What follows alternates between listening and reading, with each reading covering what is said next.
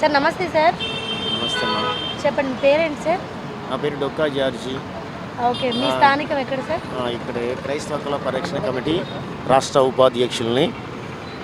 గుంటూరే, Pattapuram, main gate, Jarjipeta.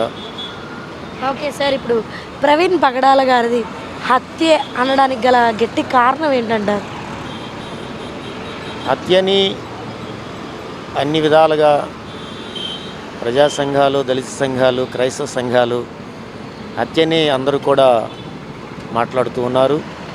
అయితే రాష్ట్ర government పరిపూర్ణమైన దర్యాప్తు చేసి ఈ విషయంలో న్యాయం చేయాలని సదుద్దేశం కొంది ఈరోజు గుంటూరు పట్టణ ప్రాంతంలో మరి కలెక్టర్ ఆఫీస్కు ఆపోజిట్లో మరి ఈరోజు ఈ రిలే నిరాహార దీక్షలను చేయటం ప్రారంభించి ఉన్నాము.